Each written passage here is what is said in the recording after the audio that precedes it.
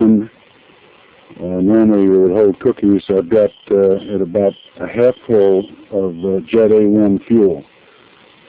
Now what you're going to see in a moment is when I introduce an open flame into the surface of the fuel, and you'll see what happens. The temperature is approximately 60 degrees.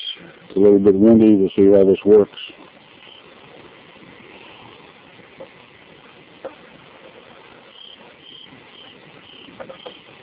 Okay, if you notice when I put the match into the surface of the fuel, it promptly went out. We'll do it again to those that may not have seen it the first time, and I use a larger match. And now I have two matches together, a larger flame. I let it go so it gets good and hot, and we'll introduce it into the surface of the fuel. What the Aviation Fuels Handbook says is that that same phenomena, putting out an open flame, will occur all the way up to 127 degrees Fahrenheit with Jet A1 fuel. And this is what the NTSB doesn't want you to know. We're going to pause here and I'll set up the second experiment. Okay, now we're back on camera again. What you see on my trusty Texas barbecue is a common household spray bottle and a Christmas candle, which I'll light shortly. The spray bottle I filled with the Jet A1 fuel.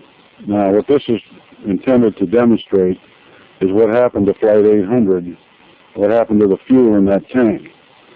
Up until the point that something very violent happened to the aircraft, the fuel that was in the tank really was just like the fuel you saw in the first experiment.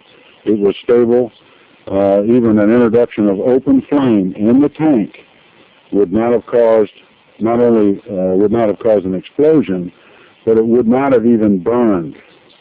And that's a critical point, again, that the NTSB is fighting tooth and nail to keep the Congress and the American people from understanding.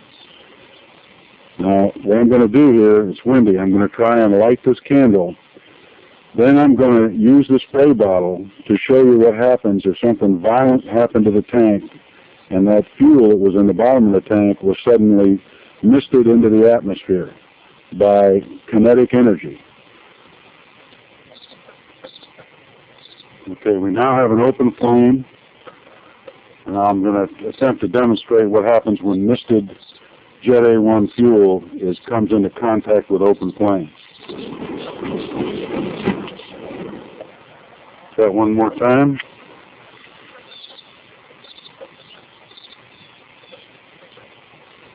Okay, once again, we have an open flame, and now something violent happens to the tank on TWA Flight 800, and this is what happens.